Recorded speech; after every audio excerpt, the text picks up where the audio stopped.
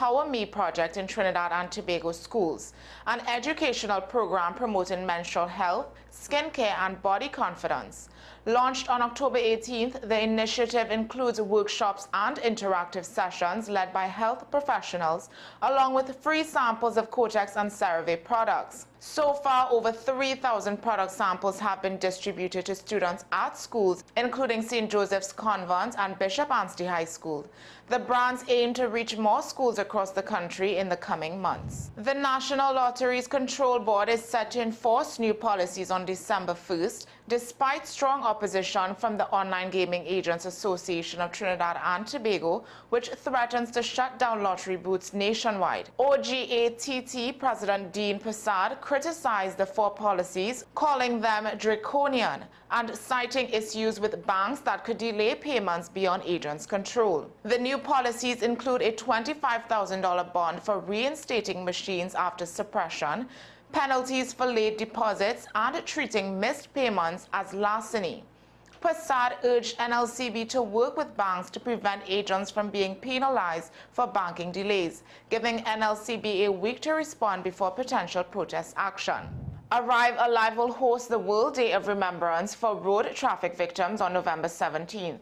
This year's theme, That Day, encourages reflection on how road accidents change lives. Events start at 6 a.m. with 3 cycling rides across Trinidad and a 1-lap walk, run, and ride at the Queen's Park Savannah at 7 a.m., all with police and ambulance escorts. Minister of Works and Transport Rohan Sinanan will speak, and there will be a traffic village with live demonstrations, kids' activities, and free eye testing.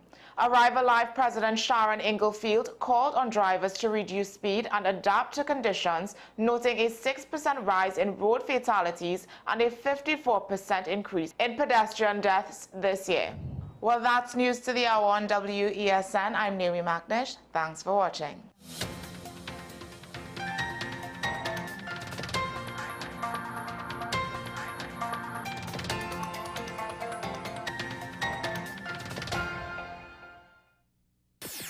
WESN.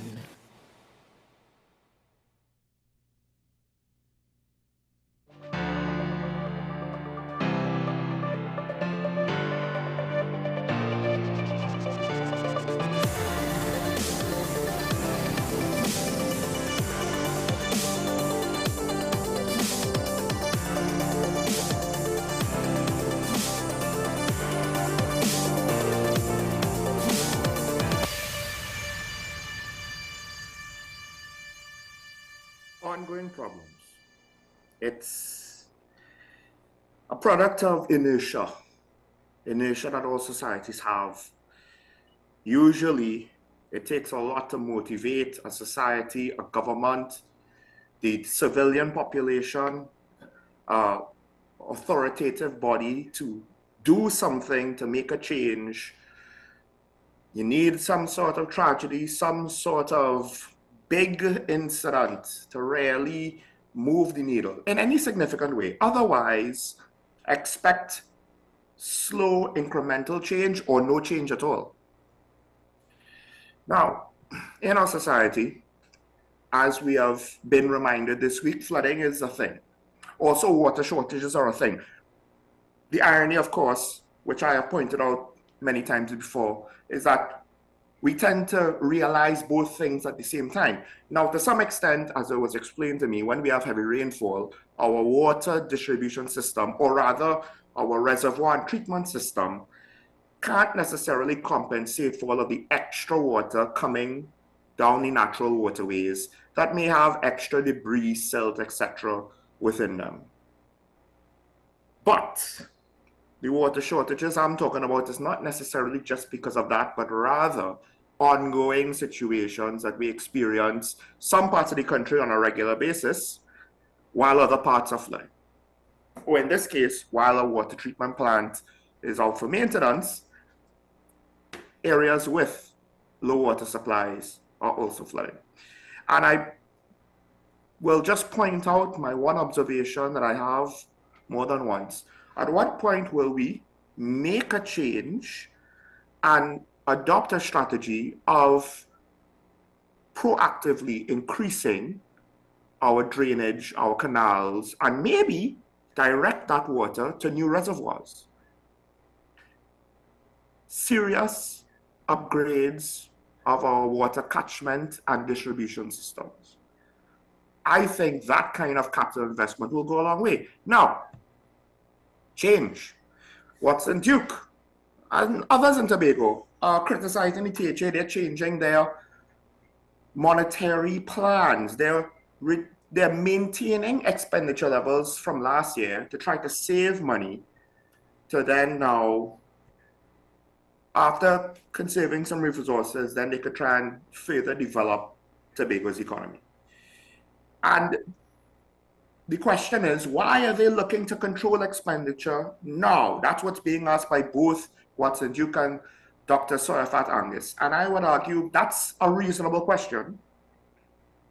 Why wait until near the end of your term to make such a change? But the flip side is, who else made such a change?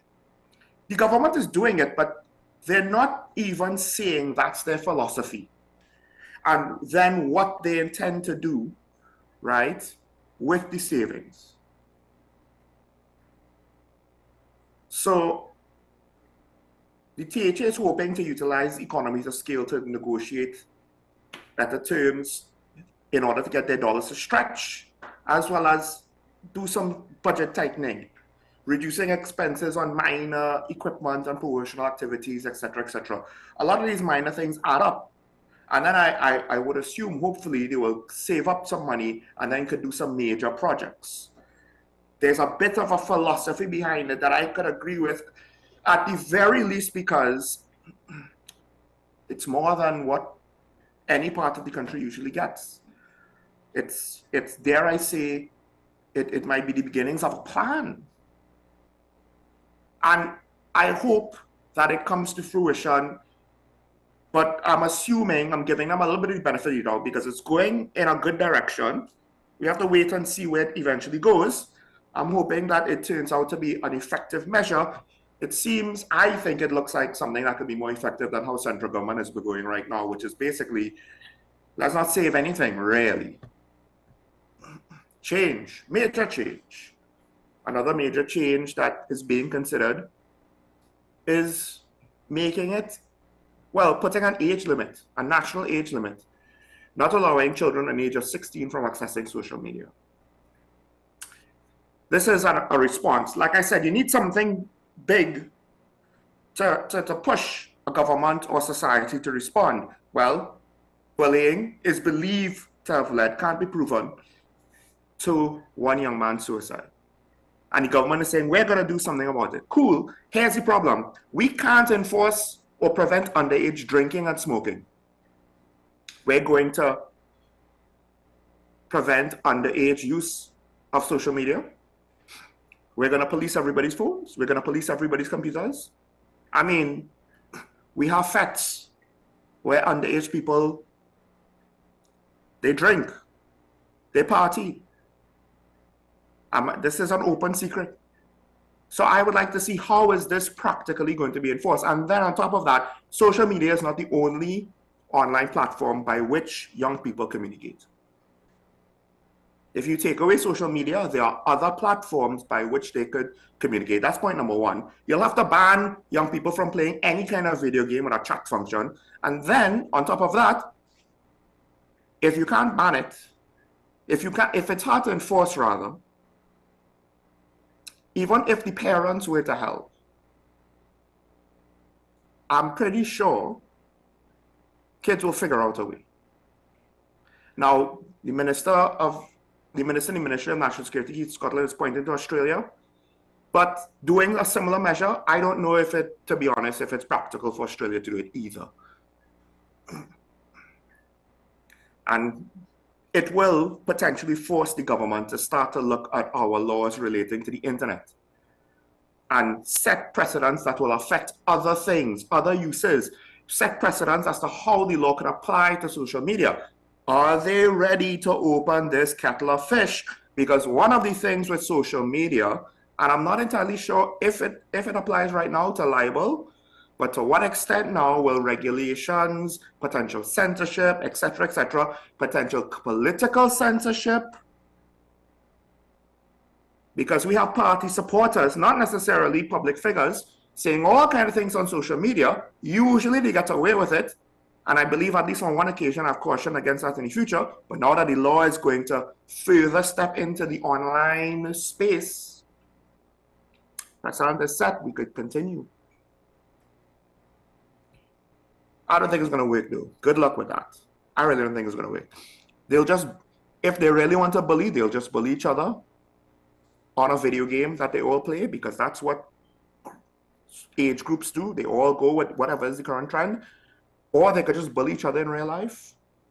More importantly, then, you cut off our young people to one of the means of socialization that the current generations uses, and I'm not too sure what sort of negative consequences that could come from that, given the fact that at some point they have to compete on the world stage and not just in our little bubble.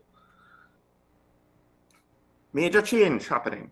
Well, this is not something that the government has done. This is as the result of the policies with regards to our credit card expenditure. And that is, Minister of Finance says, spending has increased by 50% in the last 5 years.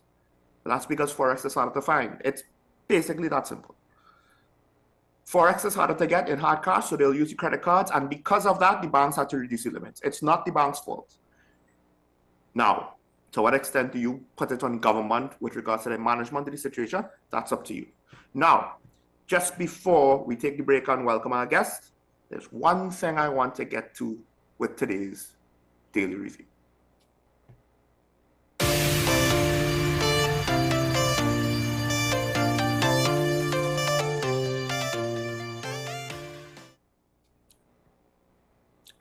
Quickly, a memorandum of understanding was signed by Ambassador Denise Foster, by Denise Foster, Special Agent in charge of the DA's Caribbean Division, our own Minister of National Security, Fitzgerald Hines, and the US Ambassador, Candace Bond. Now, it's seeking to create a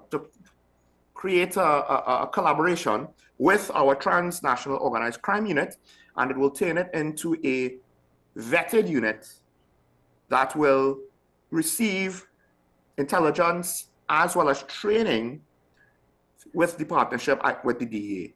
Now, this is, I believe, an important step. I have called for collaboration with regards to helping our national security, particularly with transnational crime. Now, I want something a bit further with regards to help from the US Coast Guard or the US Navy, but ocean-going assets patrolling our waters to help deal with our maritime security. But to some extent, I questioned it, I believe, yesterday with regards to police training, with regards to police procedures, with regards to investigative training and skills of our officers. Remember, the criminals are not the same criminals of yesteryear or yesterday. They're evolving with technology. They're also evolving because they are being exposed to transnational criminal elements. So practices that criminals all over Latin America that they develop, that's eventually going to filter down here. So arguably, why is it that our police force is trying to figure things out on their own? This is a good sign, but it's not necessarily be all and end all. But this is something. This is something. Now, to what extent is this the American government pushing this initiative? Our government asking for it? I don't know. Is Minister Hines center to getting this done, or is he just there to sign documents because he's Johnny on the spot? I don't know.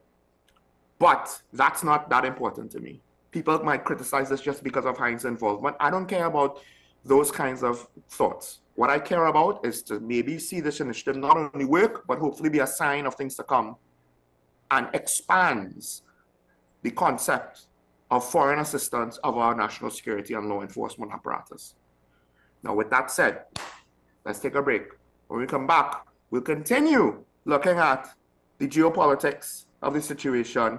There was an election in the States. There is an election coming up. Ironically speaking, a lot of inner turmoil coming out of both situations. And of course, we have it here on both sides of the aisle. Stay tuned to Talk About the WSN. We'll be right back after this.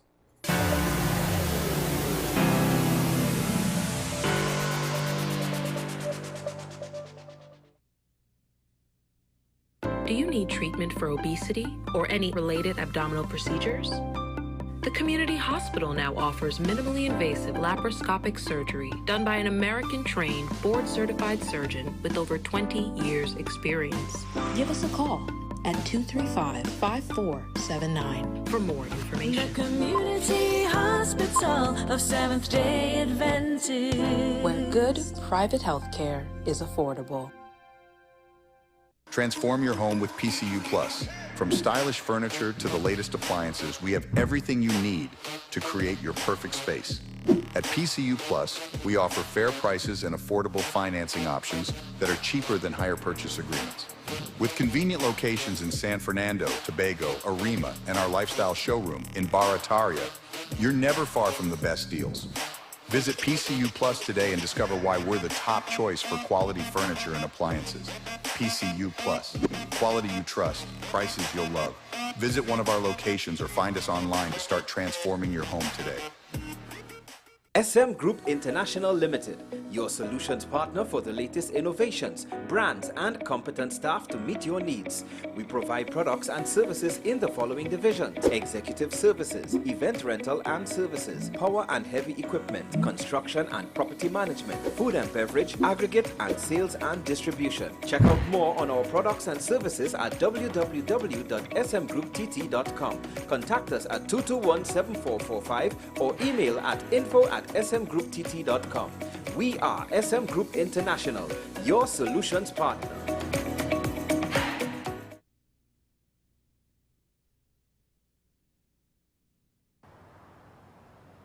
Bill and Ruth fell in love with the Benjamin Moore color Dry Sage, but they tried to match it using another brand's paint.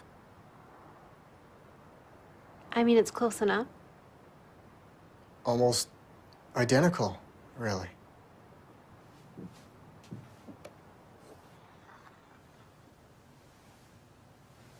Yeah, there it is.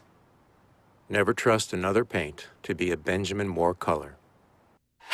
FanZone, your reliable, authentic supplier, has just gotten better. You can now visit our website www.fanzonett.com for your authentic wear and collectibles. The only place where you can use both your Visa debit and credit cards. Visit our website fanzonett.com to make your purchase today.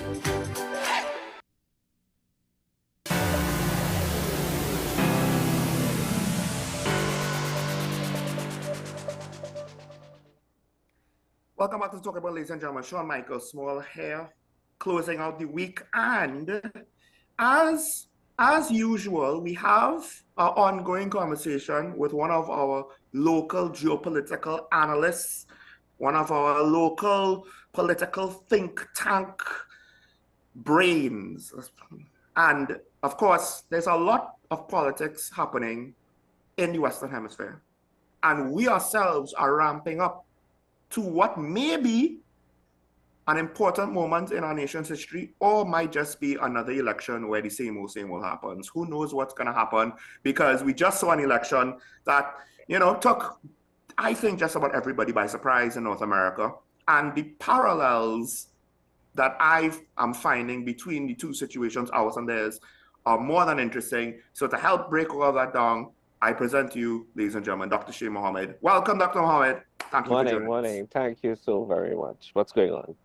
Well, what happened? The U.S. just elected a Republican who is not technically a Republican, but gave the Republican Party full control of their government, which ironically might be one of the first times that I could think of where our political system of governance and their situation of governance might be mirrored, where one side has all of the power. And it's just one of many parallels that I'm seeing, that I'm wondering, if we really looked at what's going on, how much could we learn about modern politics in the social media age with 2024 mentality and values and mindsets, and how much of that is applicable to our local situation, because you have the internal strife although it's maybe coming out because of the results as opposed to knowing about it before the election.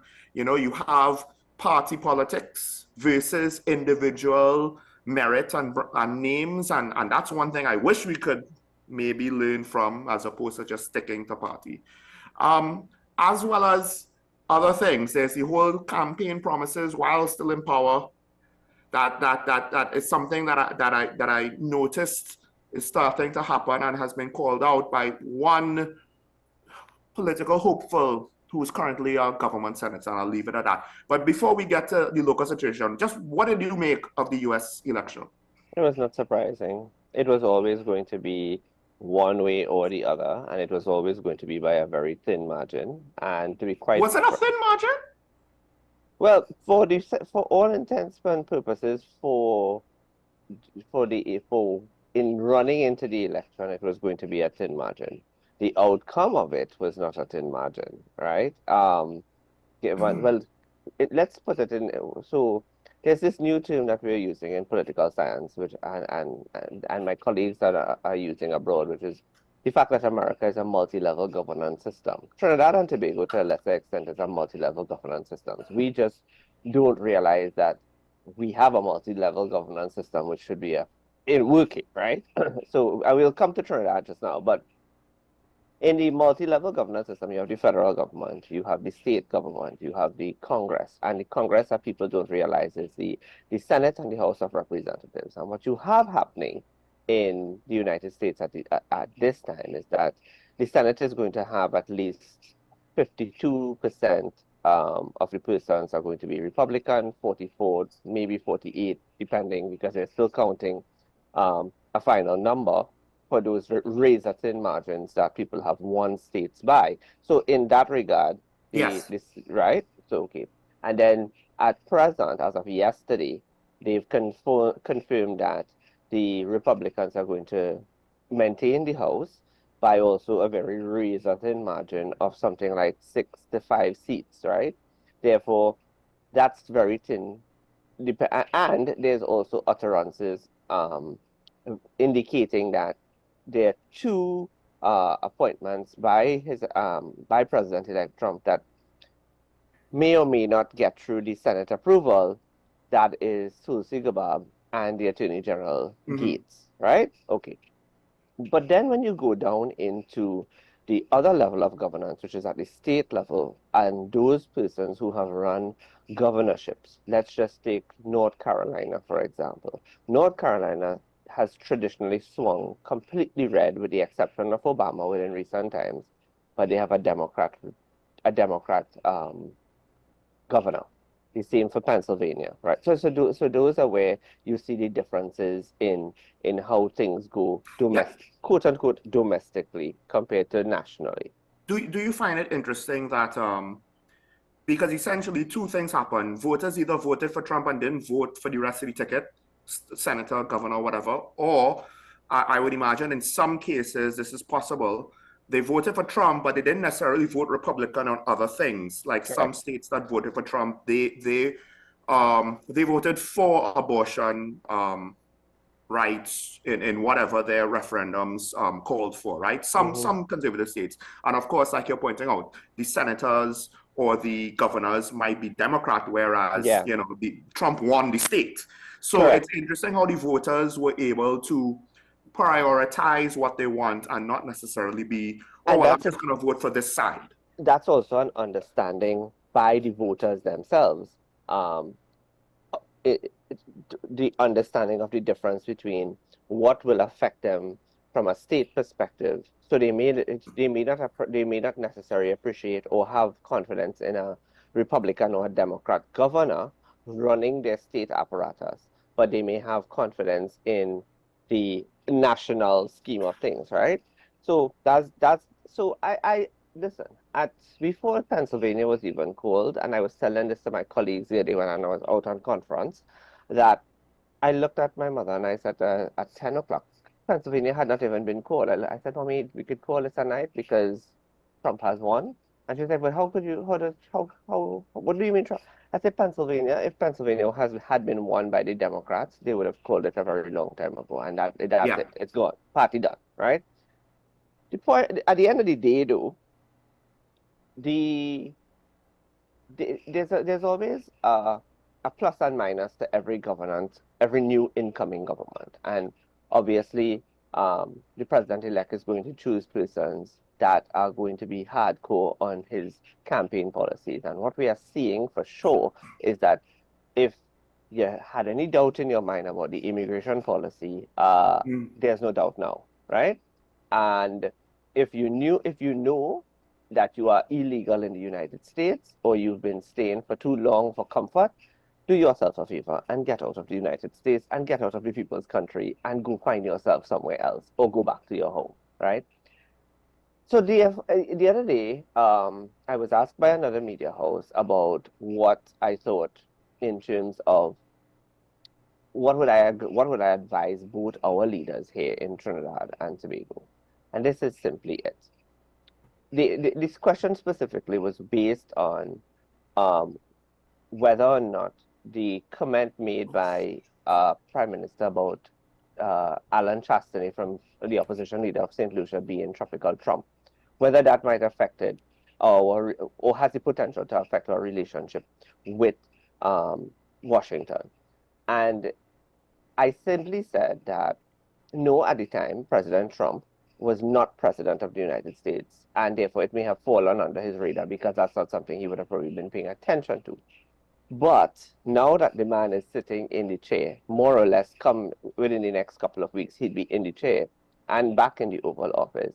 I think all leaders who has a stake or has a friendship or is some way codependent or dependent on the United States foreign policy, and especially as it pertains to Trinidad and Tobago, need to tread carefully and be smart with their words and be strategic, because when in the first Trump term of the Trump administration, Trinidad and Tobago for the first time in many years had a very frosty relationship with the United States, and that had a lot to do with the utterances of the Prime Minister as head of government, and you know, it didn't augur well for Trinidad and Tobago, and it doesn't augur well when if the president of the United States is sparring or disagreeing or whatever you want to call it with the leader of another country, Trinidad and Tobago, there's a lot that will not get done.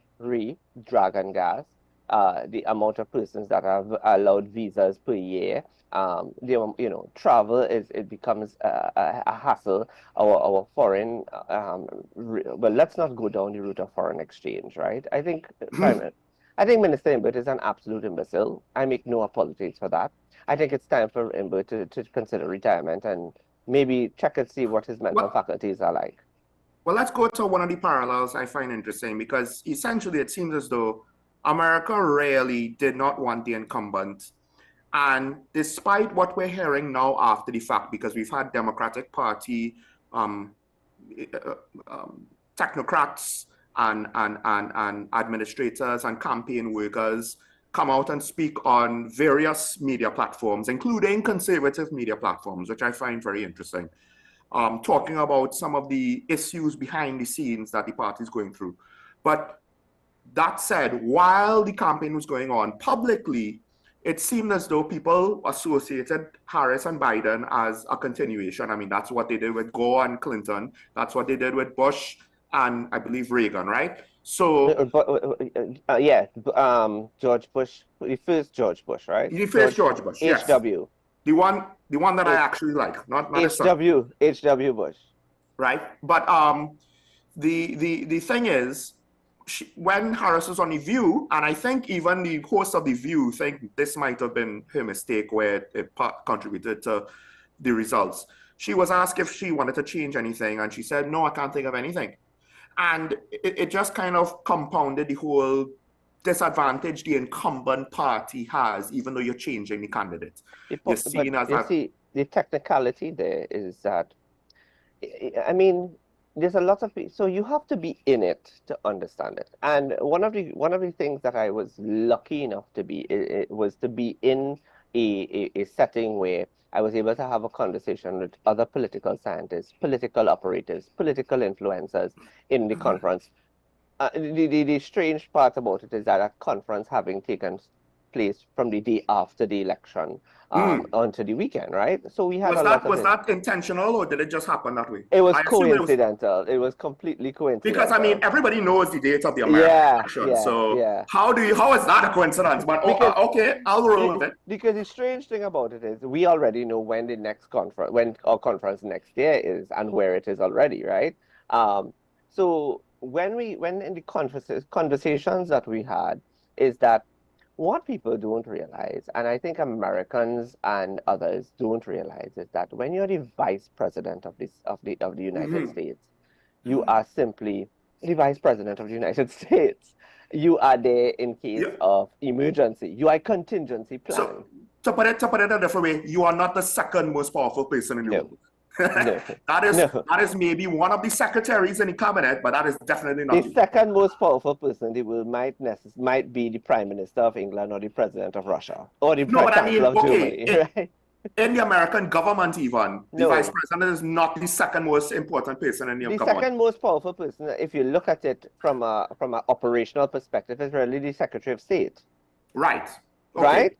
Yeah, I mean, how many international travels has the vice president made in 4 years is a different conversation. And you have to take into consideration that when the president is campaigning and he chooses a running mate, his running mate must be able to work with to literally take certain portfolios and do something with it, right? Unfortunately, President Biden gave the hardest of all to Kamala Harris, which is fix the border. Fixing the border is not as easy as people like to say. It's not about simply, there's a whole lot of logistics. So for example, I asked a question about the cages that people were put into during the first Trump era. And the easy response was that, well, Shane, let's be real. Those cages existed even during the Obama period and before that. They were cells. They are what. And the truth is, though, not many people have had the opportunity to see what inside the Royal Jail in Port of Spain looks like. It's the same thing. I have seen it, right, in another dispensation. It's the very same thing. If you go to the Immigration Detention Center up the road in Santa Rosa, the very same thing, right? It's cages. And it is because there's a level of detention. And people are not living in luxury in that regard. What I can tell you that was confirmed to me is that the cages were not the problem. The problem was that children were actually separated from their parents, and that's a huge issue. The problem is in normal law enforcement situations, you don't leave the children with their parents, right? So this is a weird zone where, think about it, if you locked up the children with the parents, that also could be considered bad. So it's like, what do you do? To be honest, I don't. You wear the skills, right? Yeah. How do you deal with that? There's no good answer because it's not like illegal immigrants have extended family living in the country that you can send the children to. In theory, right? They might have. They don't always have. And you have to take into consideration that when it's children of a certain age, or children on the whole especially, that separation between, especially mother and child, can be extremely traumatizing for kids, right? That's not to say, though, that, the bottom line is there's going to be a huge immigration policy that is about to get rolled out from the 21st of January. And the world has to be prepared for it. So that was my advice for both in the articles in Trinidad and Tobago. My comment and my advice and my warning to both leaders aspiring for prime minister is that there needs to be a contingency plan. You have to have contingency policies in place to be able to deal with what is to come. And the fact of the matter is, there's a lot of speculation. There's a lot of anticipation. But I think from looking at what the potential cabinet of the president-elect looks like, there's one thing that's on the agenda, and that is a mass deportation policy. And it's all part of his Make America Great Again campaign, and I would say what his motto is.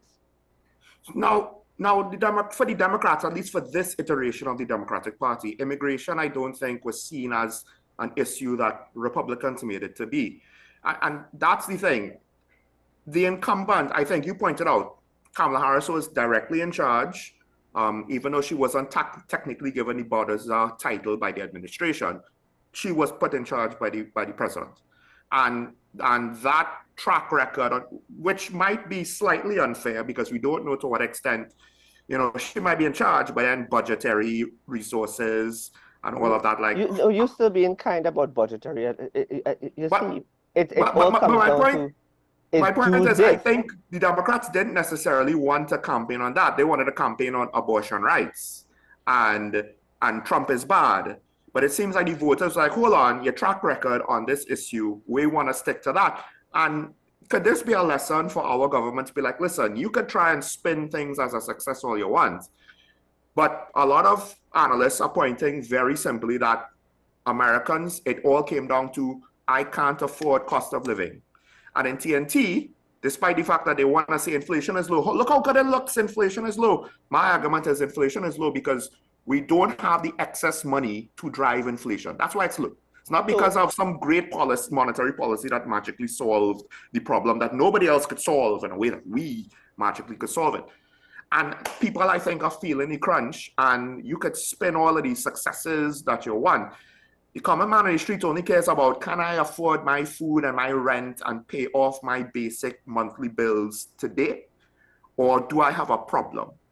Do I have to be hungry to keep the lights on, or lose the lights to put food for my children?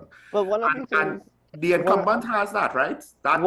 No, yes, but you see, the thing about it, about the incumbent, is that about a year or two maybe, he made a comment where he said, the cost of living in Trinidad and Tobago is expensive for regular Joe, and the basic cost of food prices have gone up on a weekly basis. And if he doesn't believe that, then he hasn't been to the grocery, right? Maybe he should do like Kamala Prasad says and take a walk in a grocery and see what prices are like today and see what it looks like in 2 weeks from now.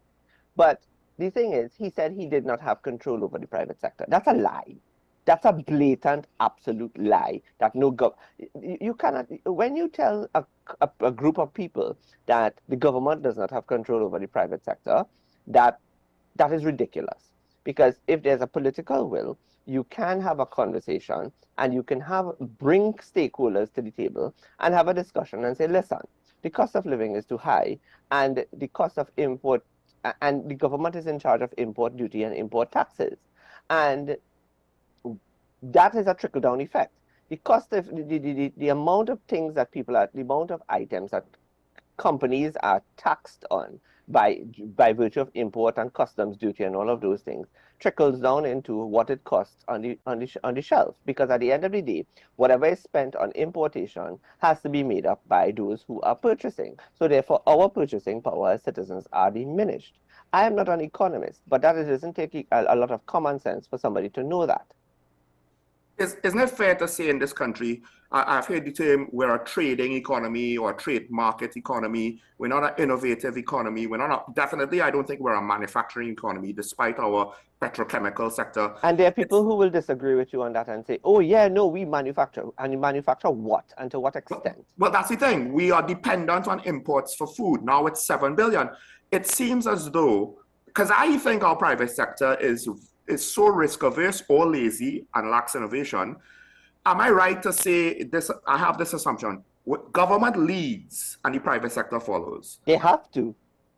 That's how it's supposed to work.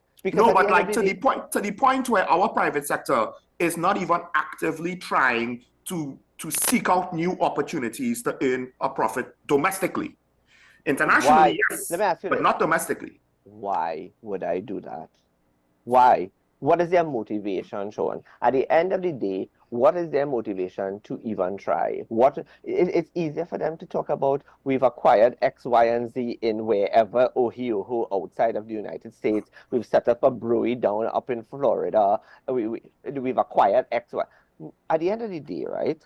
I think what most people don't realize, and it's only for the purposes of those persons who are in economics, in finance, in business, it only serves them to understand when a company puts out, and this was a conversation I have with my MBA students ever so often, when you put out that you have made X, Y, or Z billions of dollars in profits, and you report that into the news, you think the common man that is listening to the news really says, oh, wow, this company made X, Y, and Z billion dollars.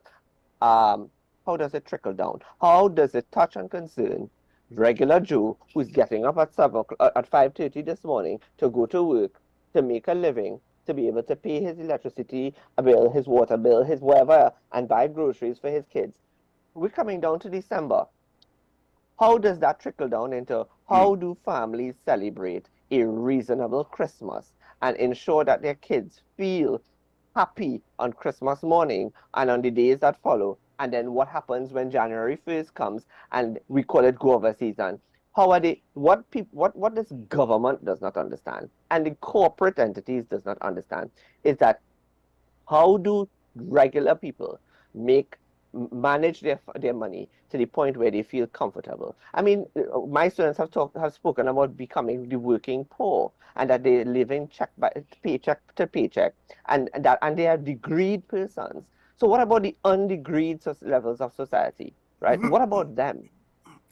So now, I think in the last election in 2020, Donald Trump, I don't think was ever favored by the Republican establishment, right? Similar to Bernie Sanders. It's just that the Republicans couldn't shake Donald Trump like the Democrats could have, sidelined Bernie. And do you know that now in 2024, there's a conversation that people are saying, well, maybe it should have been Bernie in the 2024 election? So this is what it comes out. So now in 2024, of course, they're putting up a united front, or at least I believe they succeeded. This is the Democratic Party. Meanwhile, I think now they're failing terribly after Bernie right. Because of the results. Winning cures, in sports, there's a saying, winning cures all ills. But when a sports team starts losing, all of a sudden the infighting starts. All hell breaks loose. Right. Now, the Republicans, they've gone through this, and it could have cost them 2020. Right? Mitch McConnell doesn't seem to like Trump that much, and they're still seeing a little bit of that now. Like you said, Tulsi Gabbard and the other cabinet appointee, Gates and all of it. That they might not go through. We'll see how that goes. But the Democrats, they're like, it's coming out that maybe Biden didn't necessarily. Well, so the theory that I've heard, I don't know how true it is. The Democrats didn't want Harris, but Biden nominated her when he said he's going to step down, and that forced their hand. And again, he set her up with some of the bad jobs that had a low chance of success, high degree of difficulty, that would have impacted her public persona or undermined her if she were to run further, which I think she had all intentions to do. So that's why she got on the VP ticket, because everybody knew Biden was not going to go the distance even before this election cycle. It's just, it took this election for the media and pundits to admit it. That turmoil, I think now we're seeing it in hindsight. People are coming out and we're seeing where, listen, there were a lot of things that kind of went wrong with the campaign. And now when we look at both of our parties, of course, the UNC, they had a little bit of stuff in the public. Now it's the PNM's turn. There's still maybe some people think that the UNC still has things going on behind the scenes. Not sure if it's turmoil yet. We don't know completely, because perhaps we'll only know after the election. Maybe one side, the floodgates will open and all of the ball will come out. But what concern well, obviously the parties seem to be concerned about their inner turmoil affecting them. Now for voters, to what extent should we be concerned about it? Okay. We have to take into consideration when the first conversation we should be having is the Prime Minister has shown his hand and has indicated to the country that his immediate successor that he's interested in having is Stuart Young. Is the country prepared to have a Prime Minister Stuart Young? I don't believe so. But more so than the country, it is becoming it's becoming very evident that even the People's National Movement, with the exception of the very few that are close to the Prime Minister, are interested in a possibility of a political leader being Stuart Young. I saw something, and it says volumes, right? And people must pay attention to the details. The devil is always in the details, Sean. The Diwali Nagar is one of the biggest stages in the country's calendar. And from that, you are able to tell really and truly what's going on politically. When Mrs. Prasad Bisasa went to the Diwali Nagar, regardless of what people say about the UNC and its internal strife, she had a huge following of persons that accompanied her, both from the Senate and the House, and councillors and whatnot that followed her and went to the Diwali Nagar for her presence and her address. And I chose to also see what it looked like on the final night of Diwali Nagar, what the Prime Minister was bringing, and whether the 3 rows that are reserved for VIPs in the main auditorium would have been crammed out with the members of the People's National Movement. And Sean, in an entire government, the Prime Minister came and he had a band of merry men. A band of merry men, all of, and I could probably name them, the Attorney General, the Minister of Works and Transport, and his junior minister, who is in Shogunas East, the Minister of Agriculture and his junior, the Minister of Health, the Deputy Speaker, and maybe somebody in the middle that I forgot. But it was nothing more than the Minister of Tourism, right? So that is about 10 or 11 ministers that went to follow the Prime Minister to Diwali Nagar, right? Some people were out of the country, some people went on their own, whatever. But in an election year, or a year that is the precursor to an election, you would expect that regardless of what people's calendar agendas look like, they were going to support the Prime Minister in the Diwali Nagar, right? And they were going to show up in their numbers to show strength in numbers. We're a strong government. I interpret that. The Minister of Energy was right, was there also, right? Obviously, right? So the Prime Minister with his deputy leaders, with his deputy leader Sinanan, and his chairman was there, and then the others that are loyal to the Prime Minister, or jostling for possible seats from the Prime Minister. That for me showed that there is discord in the party. Why? Because even though Mrs. Prasad Bisasa went and there was a lot of people, a lot of persons followed, they didn't stop the individual members of parliament from attending the Nagar in their individual official capacity, like had happened there was a coincidence where the member of parliament for Barataria Samoa was also in attendance on the same day that the Minister of Education was there. Fine. But the point, and even the opening night of the Nagar, Sean, the speaker showed up, and Minister Manning showed up, and the Alsing showed up. So he went twice. Let's use the Alsing as an example. He went twice, right? You could go, and that allows you to go to build your own profile, right? And then you go to support your leader, as the case may be. The point I'm making is that there are cracks and fissures that are showing its dirty face in the People's National Movement for the first time in a very long time, in the first time since the Rowley-Manning fallout back in 2009, right? Which isn't that long ago, right? But I don't even think that Prime Minister Rowley anticipated that he would have had the tables turned on him the way it had turned against Mr. Manning in 2009, right? That's one. But on the flip side, there are people that are saying, well, what is the UNC doing? Because the UNC doesn't seem to be doing anything. But one of the things that the UNC is very good at doing is when the time for an election comes around, people start falling in line.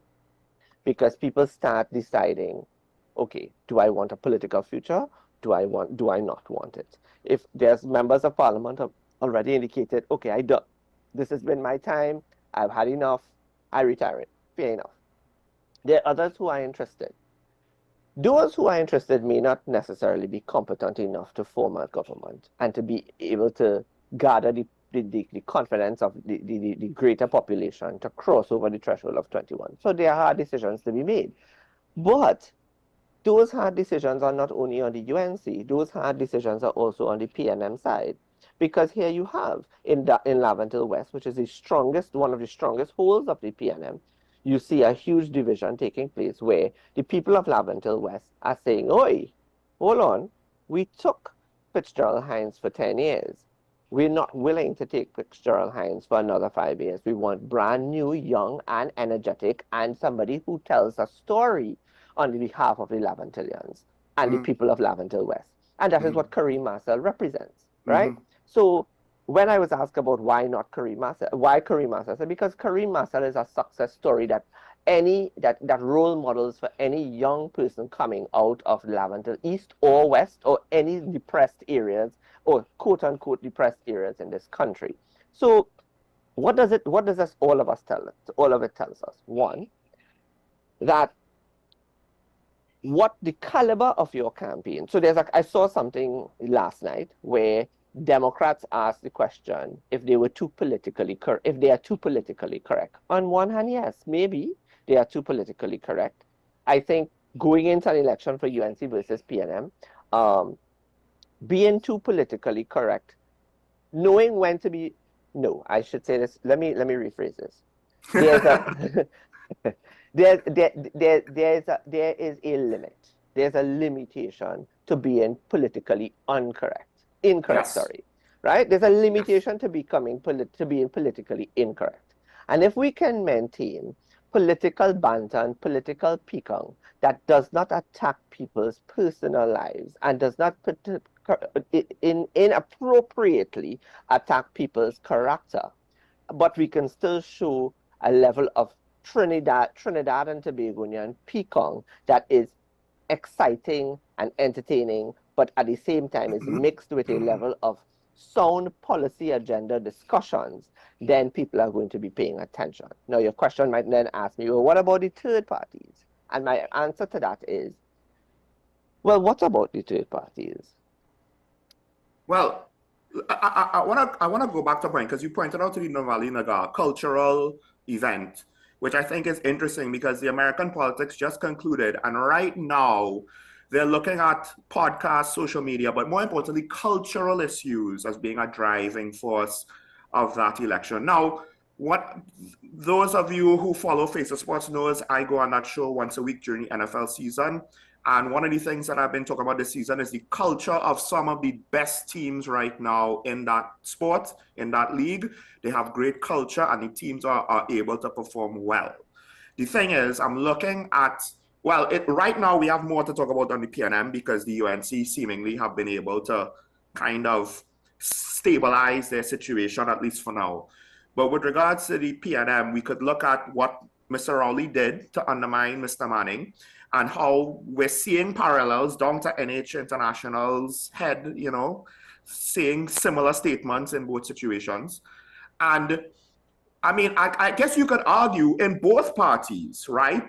Maybe some of the deficiencies of culture is starting to rear its head, and people are looking at that, the culture of not just the procedure and the rules of how we operate, but the PNM had a culture of discipline and organization, and perhaps back in 2009, 2010, so with the transition between Rowley and Manning, we kind of saw chinks in that culture, and that's why we're seeing parallels now. Meanwhile, perhaps a similar situation you could say with UNC, how the whole turmoil with Kamal Prasad having to kind of be pushed to the side by Basdeo and have to fight through it, and now being challenged by other people who have issues with her leadership, rightfully or wrongfully, making drastic moves, maybe to the detriment of the UNC. We're seeing that the culture of challenge perhaps is rising in the parties, but they don't necessarily have that tradition to tell them how to do it effectively. So it's potentially a destabilization situation, similar to what happened to the Democrats in this election. With regards to culture, because we see politics played out on social media and TNT, maybe even more than in traditional media forms, the newspapers, television, interviews, etc. How much do you think that's important now? Culture as opposed to policy proposals, which I don't think we're very strong on traditionally, to give people, this is our policy proposals, vote for us. Doesn't seem like we do that anyway. Is it really going to come down to cultural things and to some extent the bobble? The bobble is part of the culture. So I think we have to take into consideration that the one thing that might be that I could say might resonate and be close to what the American system is, that we have seen that within recent times, the PNM has never stayed beyond 10 years in government. Since 1986 to now, the PNM has never stayed more than 10 years in government, right? The thing about it is, after 10 years of PNM's reign, which they normally get, people get fed up. The shortest reign was between 2007 and 2010. And that 2010 to 2015 period should have been an opportunity for the UNC and its associates to cement themselves for another 10 years and for another 10 years. That's one. There has been opportunities for the UNC to do a 10-year period or even longer.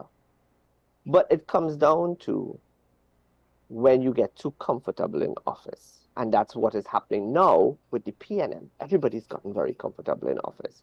So therefore, this is a breeze. We don't worry. UNC is in a mess. Nobody want Kamala. Them fighting in between, among themselves. Even if we fight among ourselves and it get out there, Rowley somehow believes that he can do the damage control, and those who support him, like Rohan and others, can do the damage control. One, you've selected someone, or you have anointed, or there's a perception of anointing someone who is also very unpopular, right? Stuart Young is as unpopular as Keith Rowley. And maybe we could align Stuart Young to Kamala Harris and Joe Biden. Similar. And Rowley is Biden in this example. Yes, right? We could say that. And you can tell that you know that Stuart is a continuation of Rowley because of the disconnect, the lack of I mean, they don't know what struggle is for the average man on the street. They don't know what it is like to work 3 jobs, to do 3 jobs, to work extra hours to make ends meet. And as much as they try to empathize, they don't understand it, or they pretend not to. So I would say, as it pertains to culture, obviously there's going to be peacock. That peacock must come with a limitation, because there's a vast majority of the voting population that is highly educated. And those who are not highly educated, they are highly informed by those who are educated, right? So therefore, I think policy is important. Policies on health, education, security, and the economy. And people want to know, and when I talk about the economy, I no longer talk about the economy in terms of how do we grow the economy. I'm talking about exactly what you mentioned earlier. How do we grow the manufacturing sector? How do we really and truly look into this diversification process, and what is required from using a, and I'm going to use the UNC for example, right? The UNC has to be prepared to step out of its comfort zone. Now, when I talk about the UNC, I talk about the leadership of the party. The UNC the party needs to understand that it has to be able to beat the PNM. It has to either match the caliber of candidates that the PNM is putting forward, or beat it in terms of better. And can the UNC attract better? Of course it can. Of course it can. And now I see a lot of people, the opposition leader recently did a town hall meeting on education, and she had Dr. Michael Dowlett, the former NAPS principal, And people went to town about, oh God, look, another old person. No, stop. Dr. Michael Dowlett is a very distinguished gentleman. He has years of expertise in the education sector, and he's highly respected by generations of NAPS graduates. So hold the phone there, right? I think if he is the candidate, then it's an excellent choice. And and I am the type of person, Sean, you know, if somebody is not a good candidate, I would tell you it's not a good candidate, right? But at the end of the day, the UNC has to be able to beat the PNM on policy agenda. It needs to beat the PNM on organization. It has to beat the PNM on structure. It has to beat the PNM on communication.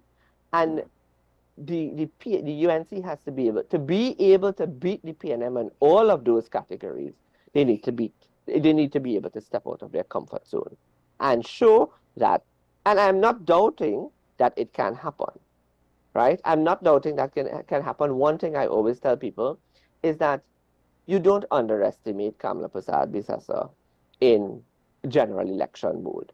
2020, I think, was a faux pas on her part, but I don't think I don't believe, for many reasons I could list here, for legitimacy purposes, for the fact of resiliency purposes, to beat the odds purposes, to say to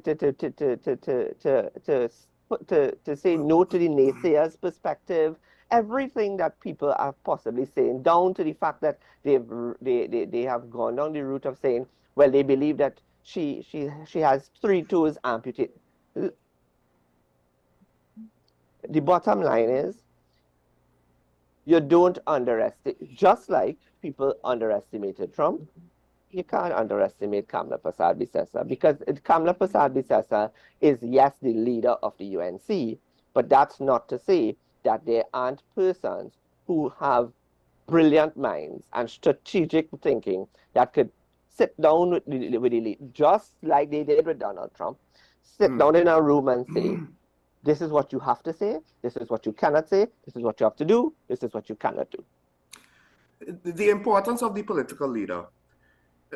Keith Rowley beat Kamala twice, but the circumstances of the state of the country, what we're going through, the needs of the moment, obviously are different now compared to 2020, right? And of course, in 2016, 2015, she didn't help herself with a campaign, which I found that was a mistake. I believe we've spoken about that before. Yeah. Where was the coalition campaign as opposed to the individual campaign? Yeah. But ironically, one of the questions that we've had on the show multiple times from the beginning is, who takes over after both Dr. Keith Rowley and Kamala Persad-Bissessar? And we're seeing a situation where one is indicating, I am looking to go, and the other one is saying, I intend to stay. And ironically, as much as in the past, people have basically discounted Kamala, you know, said she can't win. But given the at least right now, the uncertainty of the succession planning, we know that to some extent on the outside looking in, we don't know what it is for either party, but only one party has to go through that now. So I could actually start to agree with you there. The question of if Kamala Persad-Bissessar is a good candidate, we could maybe debate that, but would she potentially be seen as a better candidate to the potential successor in the PNM of anybody currently being a senior person in cabinet, because we can't look at potential people down the line. That would be too premature. But these senior people in cabinet, could she be more popular than them? I think that could be a yes. And I do wonder, perhaps, do you think the PNM is totally underestimating the situation? Because it seems as though a lot of Democrats were underestimating the situation. Trump lost in 2020. The Republicans lost the midterms, I think, both when he was in office and when Biden was in office. So, but then now, it took them by surprise, the results. Could it be that the PNM is also complacent in part, similar to Democrats? You know, things have been going well for us so far, but the thing is, arguably, the country needs change, and voters tend to not look at the small details. It's either change or no change. So you push them to the point of change, they will go for change. I don't necessarily like voting people out of office as opposed to finding someone to vote for But it seems like we're primed for that, depending on if things kind of continue along the course that they are, and this uncertainty in the PNM continues. Would you agree with that? I think one of the things that so when you look at the 2022 midterms for the US, and when the Democrats won those midterms, right? I think somebody should have started having a conversation with Biden from then that, we're on a high, we have 2 years to go, we should start putting things in place to look good in 2024. I am now hearing from within the Democratic Party that, we just lost. We need to start figuring out what we want to look like in the 2026 midterms and the 2028 election. Now that's good strategic thinking.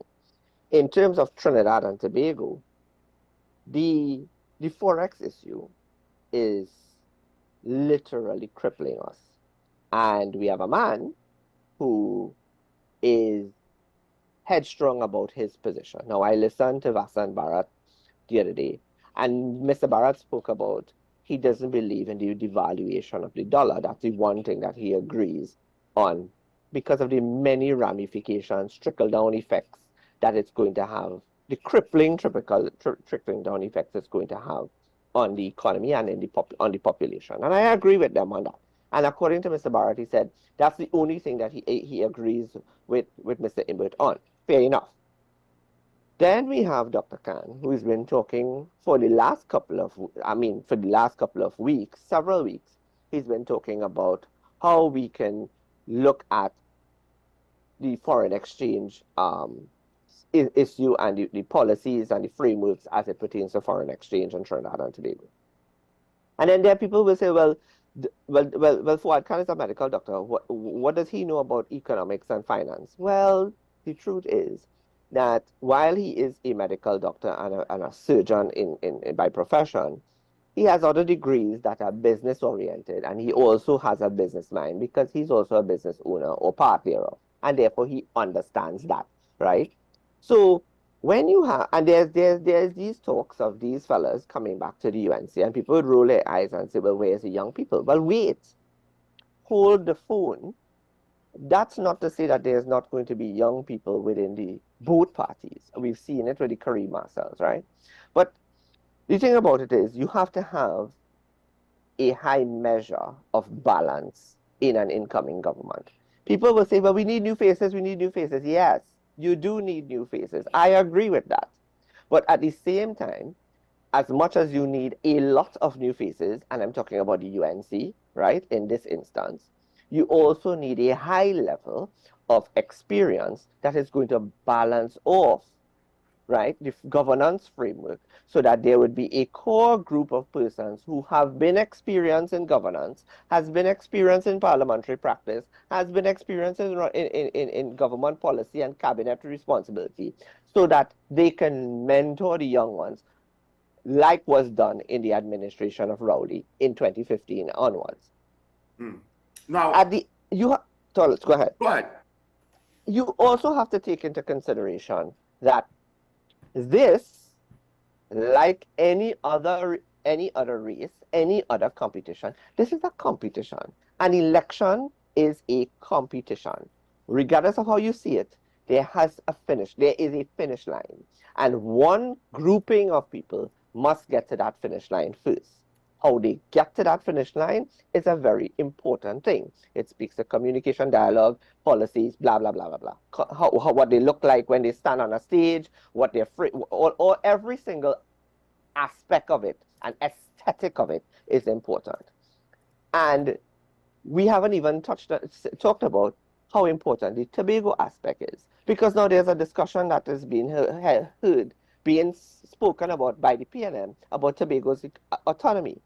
Miss me with the nonsense, because they are only now talking, and I don't even know how serious they're talking about the Tobago aspect of autonomy, and whether that is just simply window dressing with the hope that they could recapture at least one out of the two seats in Tobago. And you have to take into consideration that I am of the strong belief that people in Tobago are not going to change their position, no matter who is no matter if you put Ansel Dennis in the Senate or make him the president of the Senate or give him a public figure, a more public profile, I think the people of Tobago is very much comfortable where they are politically, and they're not willing to make that shift back to the PNM just yet. Now, so I've outlined a scenario that I think is true. The UNC keeping their leadership, keeping their leader. Their leader is not looking to retire or has not said anything. She's come out to say she's staying.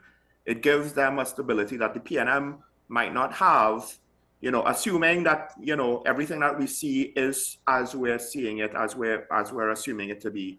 They're trying to transition from Rowley. Rowley wants to retire, but maybe the succession planning to kind of cement the transition and stabilize it was not all there, and now they're paying the price for it. This gives the UNC what I think would be a temporary advantage, because Kalma Prasad-Bissessar, her age, she can't go on forever, obviously, right? She's going to have to retire sooner rather than later. And understand this, Sean, nobody's right, but I just want to know, younger, how confident are you that the UNC now will look at what's going on? They themselves had a little bit of their own internal issue, but not like what the PNM is going through. They didn't go through a transition just yet. Right? And, but they did have that when they wanted to move on from Basio Pandey. They did have some stuff happen, right? But they don't have to if they put things in place. I would argue, I don't think they have those things in place just yet. But how confident are you that they will learn from what the PNM is going through, learn from their past, and maybe say, listen, we can't afford to miss this opportunity, because as you said, they had opportunity pass. This is another one where we might be able to get the advantage because of their mistakes. We can't afford to make literally the same mistake in 5 to 10 years, probably 5 years. So it's not like they have that much time to figure it out. How confident are you that they will or they won't? Well, I will. I've said this, and I said this publicly, and I've said this in other circles. There's no margin for error in this election that is coming. The one bad decision is going to cost the political party the election, right? And the underdog in this election is the opposition, right? Not the incumbent. It is very easy for Dr. Rowley to make a decision and say, and this is what the country needs to understand. Dr. Rowley could say he's retiring. Diego Martin West has been for 30-something years a PNM safe seat, right? No, I mean, it came very close to getting rot in 2010, but it didn't shift, right? Taking that into consideration, that it is considered a safe seat for the PNM, Dr. Rowley could go back to his family and have a conversation and say, listen, this is too risky right now, and I have a legacy to maintain. So let me run the course of going into an election, win the election, potentially win the election, and then I could simply resign from the seat and hand over to another prime minister and call it a day. And then he can hoist onto the country Stuart Young.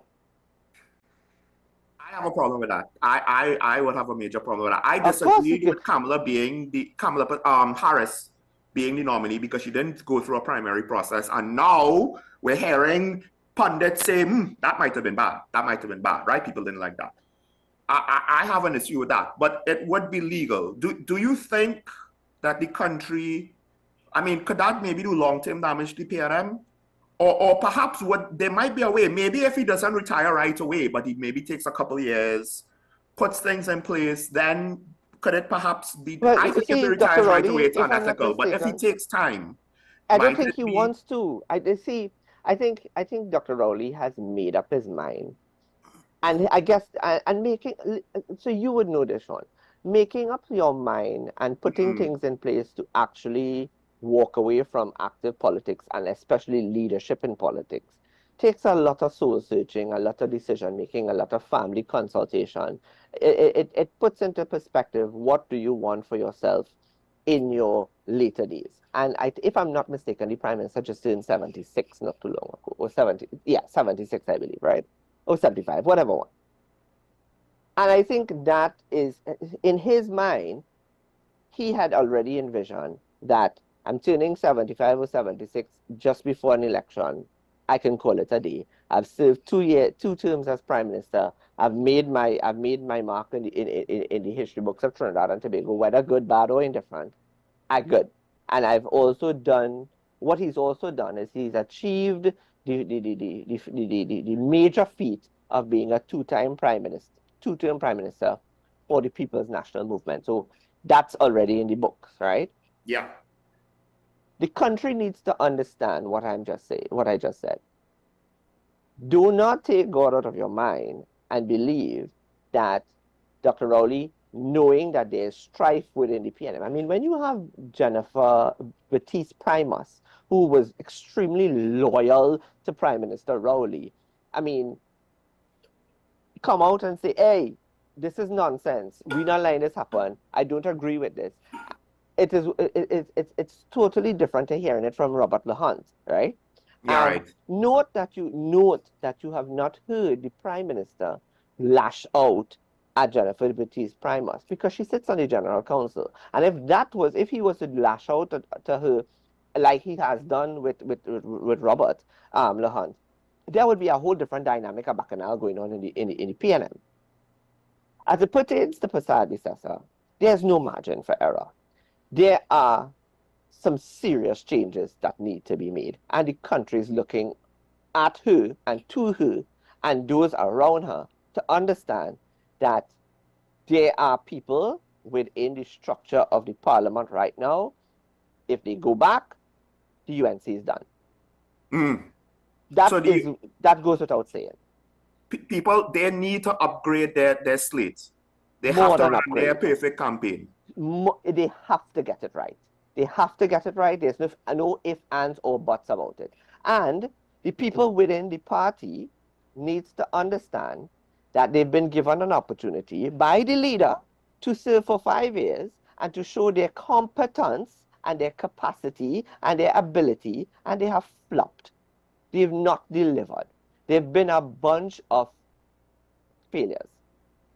Sad to say. No, this is the UNC, but this is the UNC.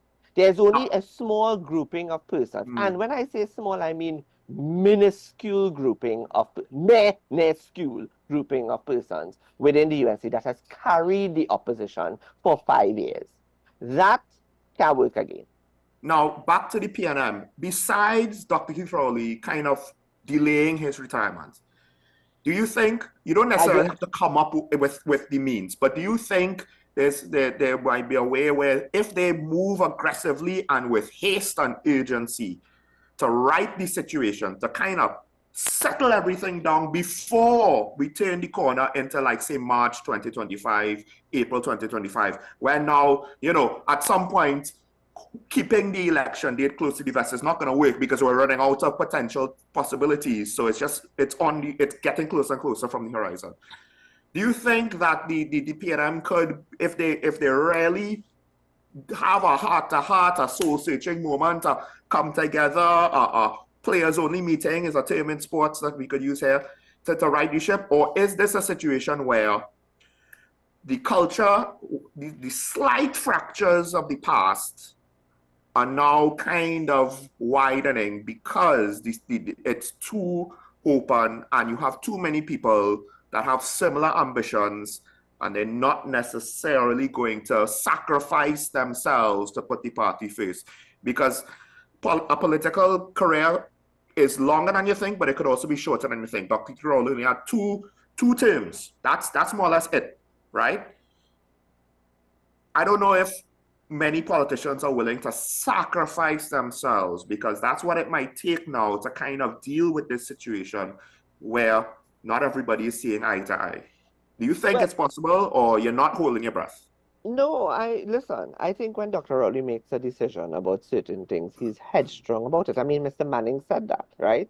Mr. Manning said that Dr. Rowley is very headstrong. He said many things, but let's leave it like that. He's a very headstrong individual. You would also notice that there are several members of the PNM that are silent on this issue. And silence doesn't necessarily mean they agree. In this instance, silence means that they just don't want to be a part of this discussion. And prefer to just keep their heads down, and because names are popping up. Names have popped up, right? But those names that have popped up, none have raised their heads. They all with their heads down and saying, listen, I don't want to be a part of this discussion. I don't want to be in this, because they know what the result could very well be. It doesn't take a brain scientist to know that if they raise their heads, it will get cut off. In fact, it seems a lot of people in hindsight are saying maybe Harris should have gone with Shapiro as her VP pick. No, because now, if he had, so I had that conversation, and you feel it too. He didn't want it. No, not that he didn't want it. The risk of his position on it would have been worse. It would have been worse. Because but I have heard that he outright blanked them. That Walsh was not the first choice. Well, I don't think Walsh was the first choice either. I think the issue here was that Shapiro's position on Israel would have definitely not necessarily carried, and he's Jewish, would have not necessarily carried Pennsylvania. You know, there were maybe the governor from Illinois might have been better. But I think it's academic, right? Even if they got Pennsylvania, it wouldn't have mattered. They would have needed to swing like 3 or 4 states to turn it if around. She had gotten, I think she ended up with 232, I think, was her final count. So if you added Pennsylvania, it would have given her 251. So she would have needed Michigan or Wisconsin. Now, I guess we'll just have to wait and see. For what it's worth, folks, we will open up the phone lines. There was one more question that I wanted to ask you, but I got sidetracked with that Shapiro Walsh. That's fine, because I would stay, but the thing about it is this: there in our context, while the leadership of the party of the PNM is very heavy, is a very topical conversation. Once Mrs. Basal-Bissessar comes with a policy agenda that speaks to economic development, which speaks to education, which speaks to how we're going to deal with health. Now, I'll tell you this, right? There are 2 projects to go again. Dr. Rowley is looking forward to opening the tower at the Port of Spain General Hospital. That's one of his pet projects that he's looking to do. And then he's going to look forward to opening the airport in Tobago. That's 2. Right. Is that something enough to swing Tobagonians? No. Because the doubt is... Because I want to get to this. This is the wildcard question, right? Right now, which party is more popular in Tobago, the UNC or the PNM? I have no idea how to answer that question. None. Right? So now... No, because the UNC has historically chosen to stay out of Tobago's politics, understanding from history the role of the DAC and the NAR, the TOP, and now the TPP. And therefore... No. But the question is, let's just say, because I think there's a good chance the TPP gets those 2 seats. Agreed. You know, where do they swing that? Because if essentially you take the 2 seats away from PNM right now and the results are the same right now, which it just very might, because the local government elections kind of stayed very much similar to what they were before. Technically, those 2 seats could swing it either way. So now the question I think a lot of people need to understand. Now, the thought is they probably won't go with the PNM because that's their direct opposition, but Tobago does not necessarily have ties to the other side of the parliamentary aisle. So is this a wild card now that potentially maybe neither party, I don't know, but maybe neither party is really taking into consideration with regards to what is our contingency plan if both of those seats go to the TPP, and it's now left up to their whims because we have literally nothing to offer, nothing to negotiate, we have no leverage, we have nothing except hope that maybe they don't like the other side more than they don't like us. Like, do you think either party has considered any sort of strategy to deal with that eventuality? Well, I'll tell you this. this is going to possibly come down to a two-man race because somehow Michaela Pandey says that she's fighting 41 seats. Clearly, she didn't learn much from her father as it pertains to Tobago, right? So you want to go into Tobago, but you really and truly didn't have, you don't have a presence in Tobago. And Tobago's politics, you have to understand the people of Tobago, and very few people understand the people of Tobago. And it took me 2 years to go down into Tobago and be able to sit and understand the thinking and the rationale and what the Tobagonian people want. When you say very few people, you mean Trinidadians? In terms of politics. Politics, right? Understands the Tobago, the Tobago aspect and the Tobago culture. And maybe Trinidadians need to take a page out of Tobago and make a decision, right? We do have a caller. Go ahead. Sorry to cut you off, but we do have a caller from Diego Martin. Good morning, caller. You're on there. Good morning. Good morning. It's interesting your dialogue, and I want to say my little piece. Michaela Pandey contesting 41 seats. That is tantamount to a pie in the sky and snow cone in hell. There is no way she has more than 20, 25 supporters. So yes, she has a role to play, and if I was her, my role was basically to continue with the mantra of a father, constitutional reform, and she has to create a way to get into a party which I suspect the best opportunity, the best go-to track is with the UNC. We have to get constitutional reform. You know why? Why are we zipping the mouth of the Auditor General?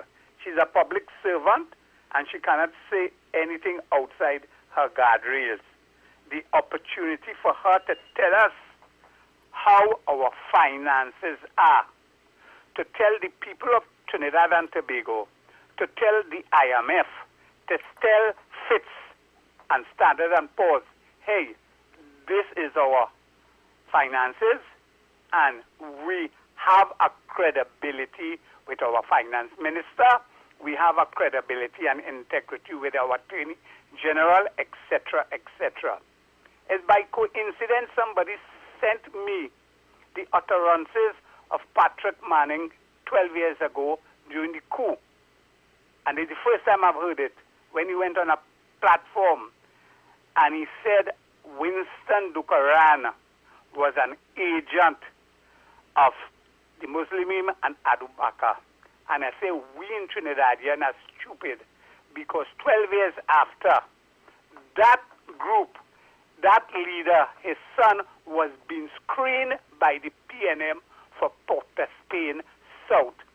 So if there is a linkage to be determined, that tells you who and which party was basically in, well, I wouldn't use the word cahoots, or who might have possibly have a linkage. And all you want to link the Minister of Energy with Biden and Kamala, I'm going to link him with the Akil Chambers witnesses. Go back through and see the list of the witnesses in the Akil Chamber coroner, and you will see a namesake very similar, and do the investigation, and that is the linkage. We have to be careful. And I'm going to Sam's, is 91 or 93, Valley of Death, my rod and my staff. And I'm going to link that to the Sabga report and why we're not investigating. I say no more. I see only smiling, smurfing, all kind of thing. But that is my linkage in this morning. I'm going to have a nice day, people. Caller, you will say things that we can't. I don't know if we would say, if we would choose to say, and I'll leave that there. That might be a bridge too far for me. That is too far for us to go. But I'll tell you this: he made a good point. He made a good point. Generally, yes. Generally, he made a good point about the Michaela factor. And the thing about it is this: I said to someone last night, if Winston Dukaran, who is considered a national hero in light of the 1990 coup, because I had the distinction of interviewing Mr. Dukaran on a UE stage in 2018 when he said it all. And if it's one man that understands the governance apparatus and the remits and limitations of the prime ministership, it was Mr. Dukaran. And if Mr. Dukaran, with all of his vigor and the caliber of candidates that he had in 2007, could not rock the PNM or the UNC, then why do you think that this is going to happen now in 2025? Yeah. And I don't believe, you see, I'll tell you this. It is wonderful for persons who are aspiring for political office to ever so often to put out a video of speaking with kids, schools, doing this, doing that. I want to hear what your policies are. And if you can write a policy and articulate the policy on anything, choose any issue that touch and concern the livelihoods of Trinidadians and Tobagonians, save and accept that the PNM and the UNC bad, then give yourself some mettle. And that's the thing.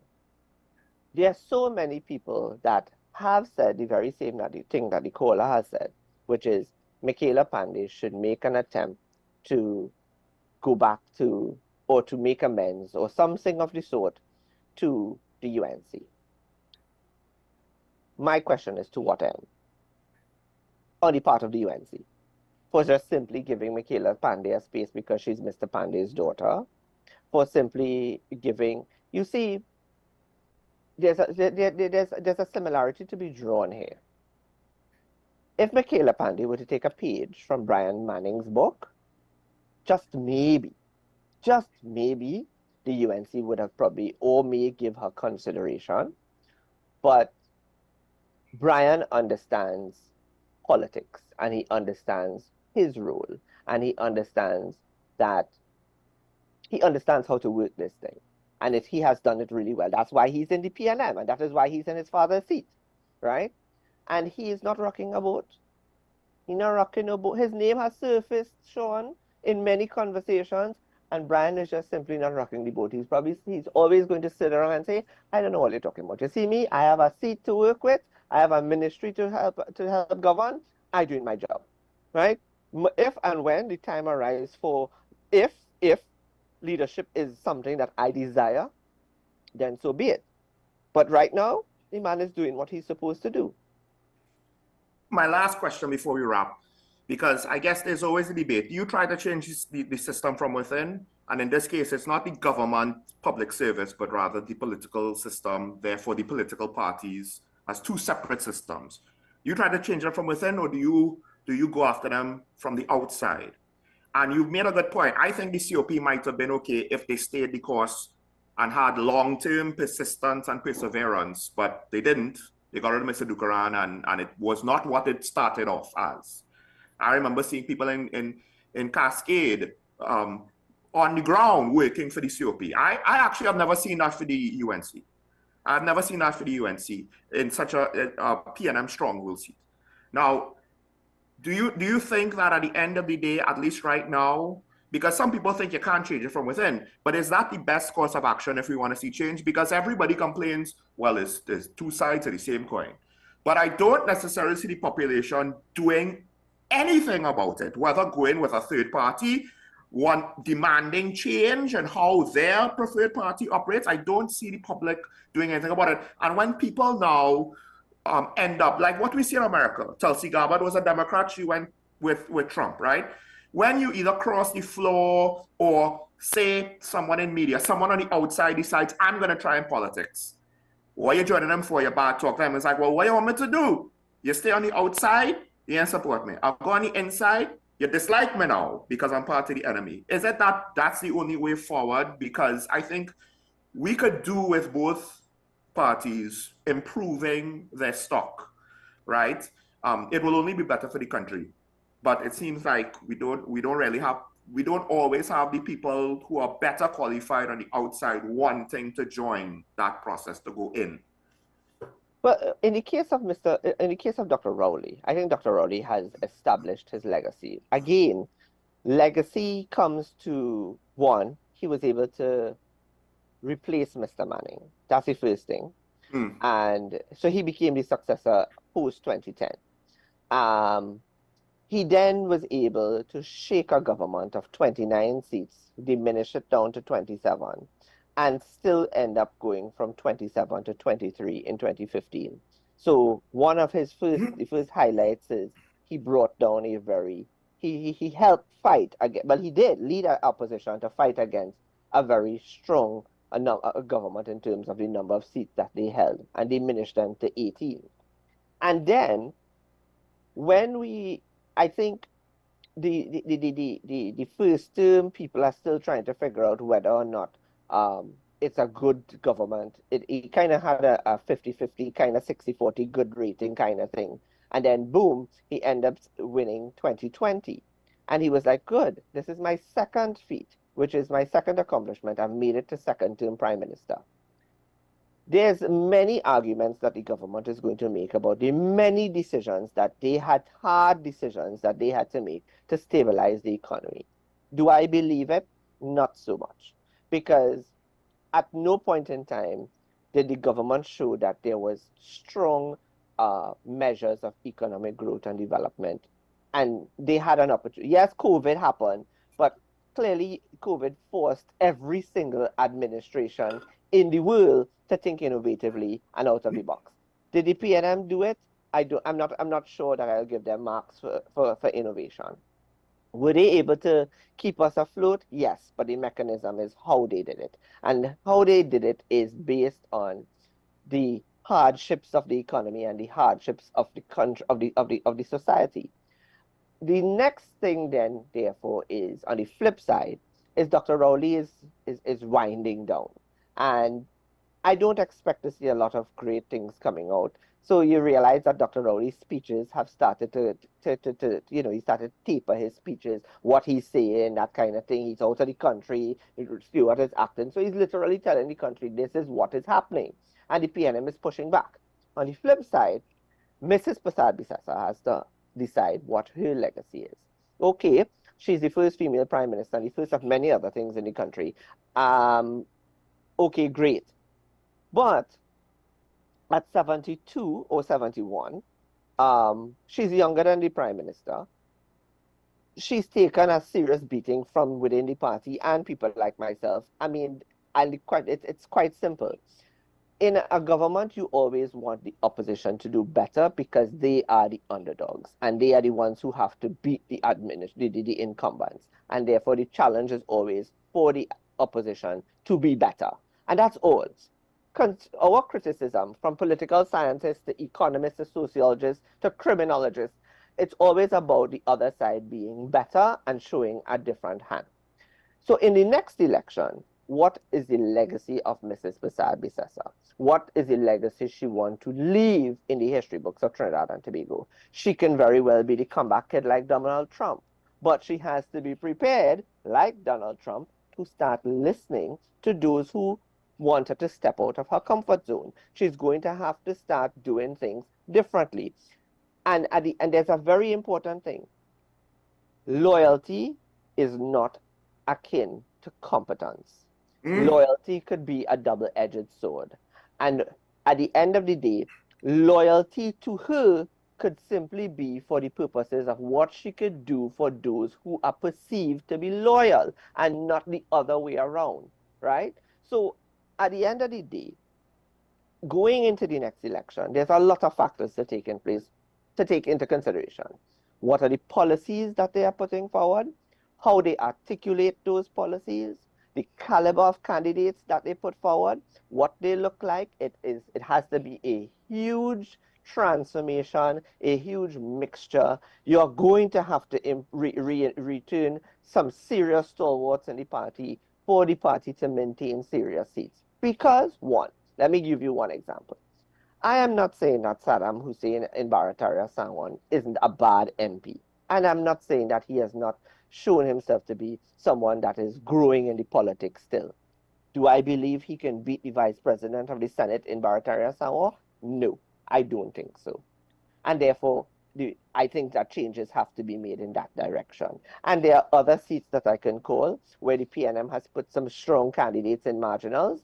Do I believe that the incumbents who hold those seats are able to beat the PNM candidates? No, I don't. Can they serve in other capacities? I'm sure they can in the governance structure. But for the purposes of winning an election, the changes have to be made. And the same thing applies to the safe seats. We are seeing it in Laventille West. We should be seeing it in other safe seats in the UNC as well. Because you have to take into consideration that the people who have been loyal to the party and are considered safe seats for the party, you cannot take them for granted. They deserve highly competent, capable, and resilient representation and persons who can deliver in a government just as much as the marginal seats. I mean, just to reiterate the point, I've heard from just one or two people in Cascade St. Anne's. They don't like their current MP who had that outburst, you know, the Minister of Everything. And they're considering going in the other direction. But going in the other direction, which is not something that they would have considered. But so going in the other direction, is it going to be, so okay, here's my thing, right? I believe what you say in very much. My question is this.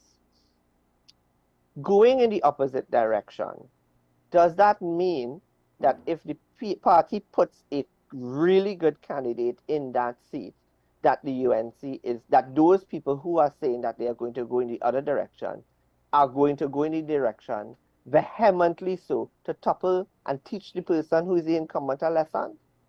I don't think so. Probably not the whole constituency. My challenge would be to people who say that is put your money where your mouth is. Yeah. If you're serious about the direction the country has to go, then you're going to make the decisions that are necessary for the country to go in a particular direction. As I tell everybody, and I say this all the time now, Sean, there's a white line in the middle of the road, choose a side. I mean, listen, it's not about what decision you make for me, it's about actively making one. Not just, oh, I'll just, you know, throw a dart at the board with my blindfolds on, or we always vote this party, let's continue to vote this party. What's going on? I have no idea. I just vote this color. And I will add this date, right? There are many people are going to come with grandiose positions. There are persons that are walking around believing that they are the winds of change. No.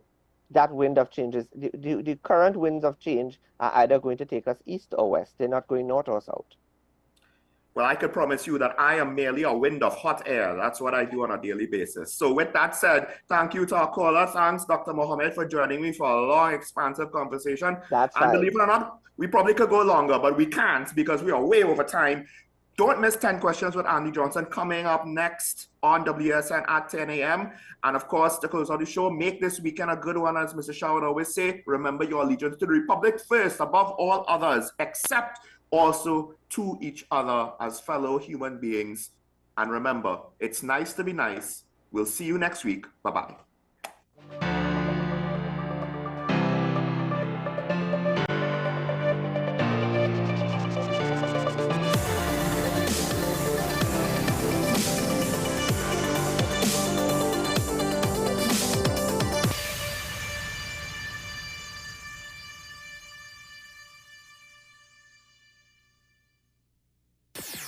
WESN.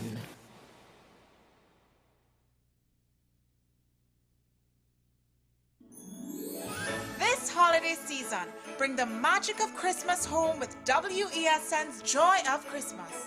Relive timeless classics from the laughter to the heartwarming moments that make the season unforgettable. Hey, light the lamp, not the rat, light the lamp, not the rat! Santa's coming to town! Santa! Oh my God! Oh, baby. Experience the joy of WESN special productions, crafted to bring you new stories and cherished memories. This year, let WESN bring the joy of Christmas to your home. Merry Christmas, Charlie Brown! Catch the spirit, catch the joy. Anchors away.